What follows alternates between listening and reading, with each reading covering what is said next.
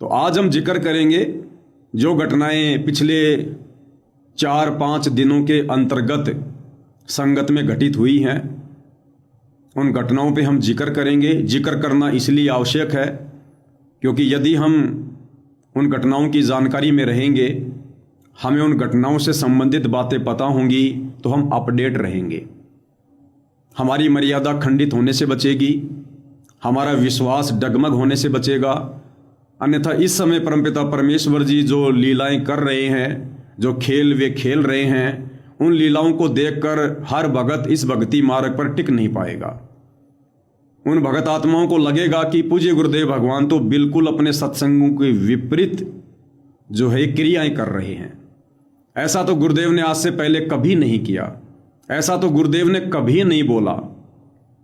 जैसे आपने देखा होगा आजकल में सतलोक आश्रम धनाना गांव के जो युवा लड़के थे, जिनके लिए सतगुरु रामपाल जी के कलयुगी परिवार ने लगभग 1 करोड़ रुपए की लागत से धनाना गांव में बैडमिंटन का स्टेडियम बनवाया था, वो सभी लड़के उस बैडमिंटन स्टेडियम की बड़ी सी फोटो लेकर सतगुरु रामपाल जी को सम्मानित करने के लिए आए। सतगुरु रामपाल जी ने बड़े हर्षोल्लास के साथ उस बैडमिंटन वाली फोटो को ग्रहण किया, सबको आशीर्वाद दिया, नो ऑब्जेक्शन। अब भाई बहनों के मन में शंका हो सकती है कि भाई ये तो सतगुरु रामपाल जी की भक्ति मार्ग में है ही नहीं। आज से पहले तो पूज्य गुरुदेव भगवान ने अपने सत्संगों में पूरे विश्व को संदेशा दिया कि हमने कोई भी गेम नहीं खेलना है, ना हमने एक क्रिकेट का मैच देखना है, ना फुटबॉल का मैच देखना है, ना खेलना है। इससे हमारा समय बर्बाद होता, हमारे सांसें बर्बाद होती हैं। ये काल का एक भयंकर षड्यंत्र है, जाल है, ताकि भक्ति की तरफ हमारा ध्यान ना जाए। और जब हम कोई भी गेम खेलते हैं तो उसमें मेहनत बहुत ज़्यादा होती है, हमारी सांसें बहुत तेज़ी से बर्बाद होती हैं। और एक एक श्वास की यहाँ पर कीमत बताई गुरुदेव ने कि कहता हूँ कहीं जात हूँ, कहूँ बजाकर ढोल, श्वास जो खाली जात है वो 3 लोग का मोल। कबीर श्वास ऊँ श्वास में नाम जपो, व्यर्था श्वास मत खो, भाई ना बेरा इस सांस को फिर आवन हो कि ना हो। तो आज से पहले तो गुरुदेव ने हमें ये ज्ञान दिया, और आज पूज्य गुरुदेव भगवान खेल को बढ़ावा दे रहे हैं, उन लोगों को आशीर्वाद दे रहे हैं, उनको प्यार दे रहे हैं जो लोग बैडमिंटन खेलते हैं, अन्य गेम खेलते हैं। तो बहुत सारी बातें भाइयों और बहनों, विचलित होने की आवश्यकता नहीं है। दास बार बार कहेगा, ये हम साध संगति से जुड़े सत्सेवक भाई बहनों की अग्नि परीक्षा चल रही है, और इस अग्नि परीक्षा में सफलता प्राप्त करने का एक ही मूल मंत्र है।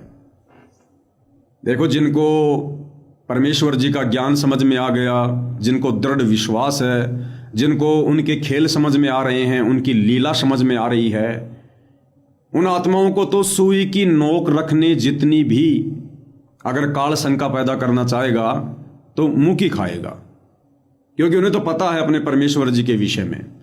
जो भाई बहन थोड़े बहुत कमजोर हैं, दास उनसे प्रार्थना करेगा कि आपके लिए विजय प्राप्त करने का एक ही मूल मंत्र है, आप जी ये सोचकर भक्ति करो कि मेरे गुरुदेव भगवान तो 10 अप्रैल 2026 को हिसार जेल से धनाना आश्रम में नहीं बल्कि अपने निज लोक सतलोक को चले गए। पूज्य गुरुदेव भगवान परमेश्वर रामपाल जी 10 अप्रैल 2026 को धनाना आश्रम में ना आकर सतलोक चले गए हैं, और उन्होंने जाने से पहले हमें जो नियम बता दिए, जो मर्यादा बता दी, जो उनका वचन है, हमने तो बस उसमें रह के भक्ति करनी है। संकल्प वाला है तो सोच लो बस सत्संग ही सुनना है। कबीर जब तब संयम साधना सब सुमरण के माही, और सत्संग ध्यान से सुनना भी गुरुदेव ने सुमरण ही बताया है। तो ये सोचकर कि बस मैंने तो उतना ही करना है, वैसा ही करना है जैसा मेरे गुरुदेव भगवान ने मुझे अपने सत्संगों में बताया है। मैंने ये नहीं देखना कि गुरुदेव ने सत्संगों में क्या बताया और आज गुरुदेव क्या कर रहे हैं। गुरुदेव आप और हमारी तरह कोई सामान्य प्राणी नहीं है, कोई इंसान नहीं है, कोई व्यक्ति नहीं है, हाड़ मांस का पुतला नहीं है।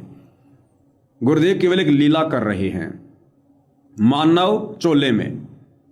तो आप और हमने उनकी उन क्रियाओं को नहीं देखना जो वर्तमान में वे कर रहे हैं, वो चाहे उनके भक्ति नियमों के अंतर्गत हैं या भक्ति मर्यादाओं के खिलाफ हैं। अगर हमें गुरुदेव ने कह दिया कि बेटा आपने नशा नहीं करना, और गुरु चाहे सिगरेट की 5 डब्बियां दिन में फूंक रहा है तो फूंकने दो, हमने ध्यान ही नहीं देना उस तरफ। हमने ध्यान केवल उस बात पर देना है जो गुरु जी ने हमें कहा है, यानी गुरु की जो करनी है हमने उसको देखकर नहीं चलना। गुरु की जो कथनी है, कथनी यानी सत्संग, उन्होंने जो कथ दिया, जो कह दिया, आप और हमें जो नियम बता दिए, जो मर्यादा बता दी, भक्ति की विधि बता दी, हमें जो भक्ति का रास्ता दिखा दिया, बस हमने उस रास्ते पर चलना है। हमने ये नहीं देखना कि अब गुरु क्या कर रहा है, गुरु ने हमें क्या कहा है, हमने क्या करना है, हमने उस बात पर ध्यान देना है। तब भाई और बहनों इस अग्नि परीक्षा में सफल हो पाएंगे। अन्यथा हो सकता है ये अग्नि परीक्षा लंबी भी चल जाए, हो सकता है परमात्मा सप्ताह भर में समाप्त कर दे, 1 महीने में समाप्त कर दे, 2026 में समाप्त कर दे, ना करे तो भाई ये 10 साल भी चल जाए। तो आप और हमने केवल उतना ही करना है जितना परमेश्वर जी ने हमें करने के लिए कहा है।